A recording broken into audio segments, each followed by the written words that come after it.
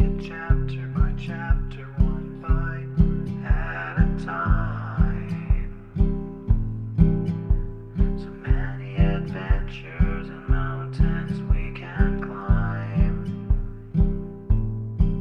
Take it word for word, line by line, one bite at a time.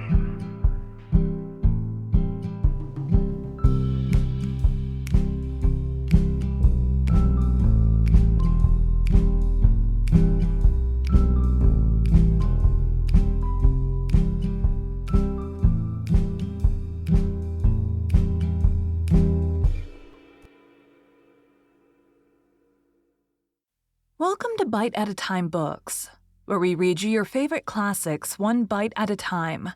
My name is Bree Carlisle, and I love to read, and wanted to share my passion with listeners like you. If you want to know what's coming next and vote on upcoming books, sign up for our newsletter at biteatatimebooks.com. You'll also find our new t-shirts in the shop. More to come with quotes from your favorite classic novels. Be sure to follow my show on your favorite podcast platform so you get all the new episodes. You can find most of our links in the show notes, but also our website, biteatatimebooks.com, includes all of the links for our show, including to our Patreon to support the show, and YouTube, where we have special behind the narration of the episodes. We're part of the Bite at a Time Books Productions Network. If you'd also like to hear what inspired your favorite classic author to write their novels, and what was going on in the world at the time, check out Bite at a Time Books Behind the Story podcast, wherever you listen to podcasts. Today we'll be continuing Rainbow Valley by Lucy Maud Montgomery. Chapter 22. St. George Knows All About It. At midnight, Ellen West was walking home from the Pollock Silver wedding. She had stayed a little while after the other guests had gone, to help the gray-haired bride wash the dishes. The distance between the two houses was not far, and the road good, so that Ellen was enjoying the walk back home in the moonlight.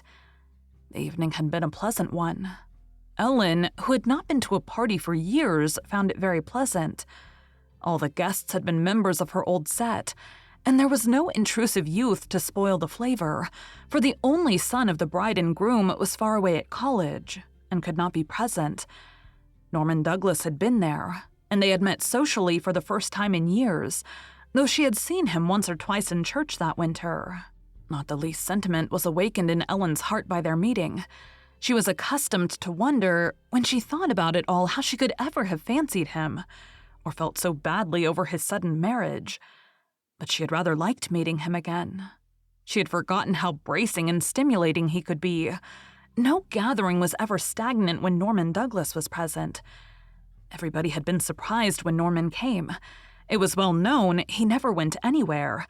The Pollocks had invited him because he had been one of the original guests, but they never thought he would come. He had taken his second cousin, Amy Annetta Douglas, out to supper, and seemed rather attentive to her.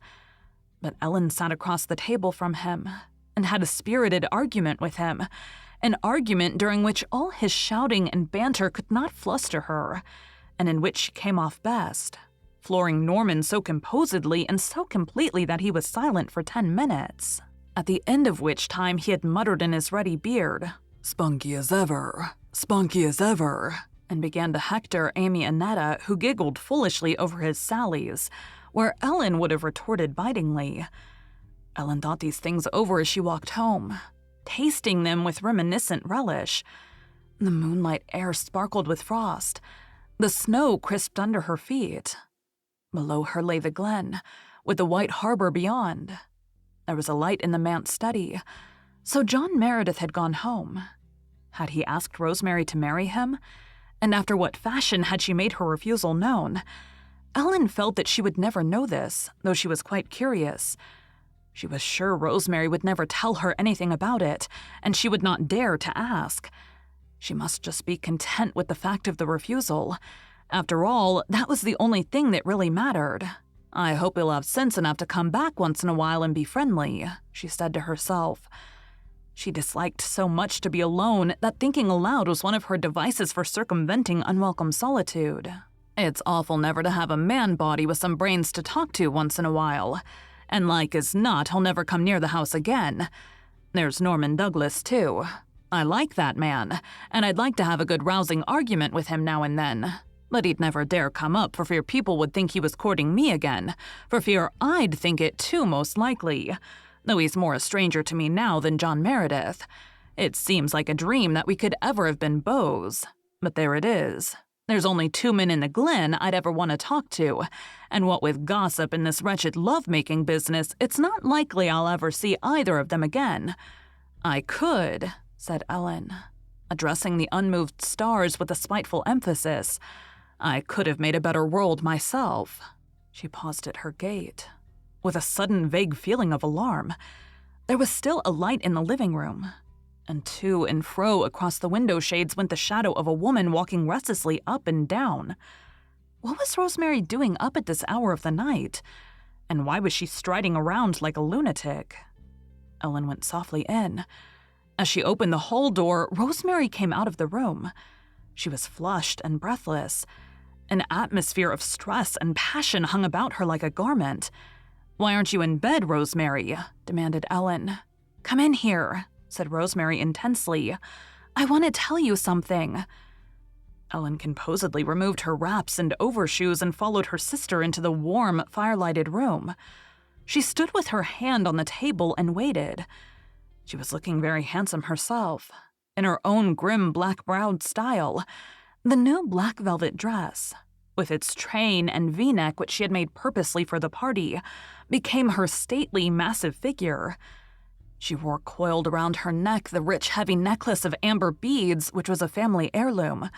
Her walk in the frosty air had stung her cheeks into a glowing scarlet. But her steel-blue eyes were as icy and unyielding as the sky of the winter night. She stood waiting in a silence, which Rosemary could break only by a convulsive effort. "Ellen, Mr. Meredith was here this evening." "Yes?"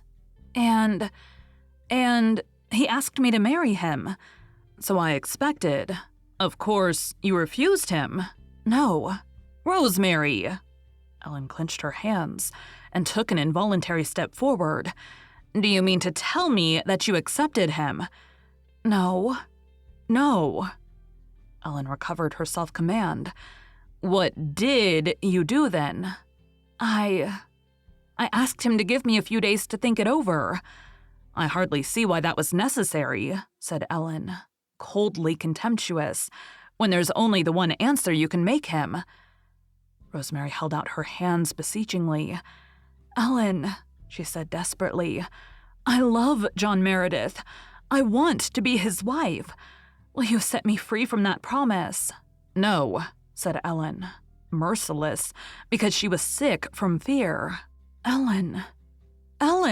"Listen," interrupted Ellen. "I did not ask you for that promise. You offered it." I know, but I did not think then that I could ever care for anyone again." "You offered it," went on Ellen unmovingly. "You promised it over our mother's Bible. It was more than a promise. It was an oath. Now you want to break it." "I only asked you to set me free from it, Ellen."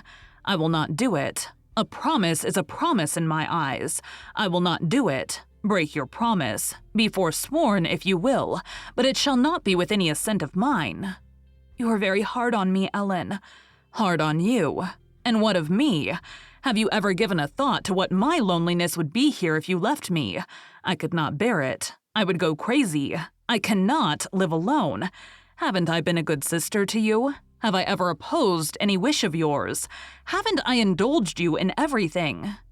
"Yes." "Yes. Then why do you want to leave me for this man who you hadn't seen a year ago?" "I love him, Ellen." "Love? You talk like a schoolmiss instead of a middle-aged woman. He doesn't love you. He wants a housekeeper and a governess. You don't love him. You want to be a Mrs. You are one of those weak-minded women who think it is a disgrace to be ranked as an old maid. That's all there is to it." Rosemary quivered. Ellen could not, or would not, understand. There was no use arguing with her. "So you won't release me, Ellen?" "No, I won't. And I won't talk of it again. You promised, and you've got to keep your word. That's all. Go to bed. Look at the time. You're all romantic and worked up. Tomorrow you'll be more sensible. At any rate, don't let me hear any more of this nonsense. Go." Rosemary went without another word, pale and spiritless. Ellen walked stormily about the room for a few minutes, then paused before the chair where St. George had been calmly sleeping through the whole evening. A reluctant smile overspread her dark face. There had been only one time in her life, the time of her mother's death, when Ellen had not been able to temper tragedy with comedy. Even in that long-ago bitterness, when Norman Douglas had, after a fashion, jilted her, she had laughed at herself quite as often as she had cried. "I expect there'll be some sulking, St. George. Yes, Saint. I expect we are in for a few unpleasant foggy days. Well, we'll weather them through, George. We've dealt with foolish children before, Saint. Rosemary'll sulk a while, and then she'll get over it, and all will be as before, George. She promised, and she's got to keep her promise, and that's the last word on the subject I'll say to you or her or anyone, Saint." But Ellen lay savagely awake till morning. There was no sulking, however. Rosemary was pale and quiet the next day, but beyond that, Ellen could detect no difference in her. Certainly, she seemed to bear Ellen no grudge. It was stormy, so no mention was made of going to church. In the afternoon, Rosemary shut herself in her room and wrote a note to John Meredith. She could not trust herself to say no in person. She felt quite sure that if he suspected she was saying no reluctantly, he would not take it for an answer. And she could not face pleading or entreaty. She must make him think she cared nothing at all for him, and she could do that only by letter.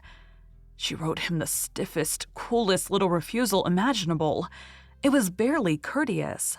It certainly left no loophole or hope for the boldest lover, and John Meredith was anything but that. He shrank into himself, hurt and mortified when he read Rosemary's letter next day in his dusty study. But under his mortification, a dreadful realization presently made itself felt. He had thought he did not love Rosemary as deeply as he had loved Cecilia. Now, when he had lost her, he knew that he did. She was everything to him. Everything. And he must put her out of his life completely. Even friendship was impossible now. Life stretched before him in intolerable dreariness. He must go on.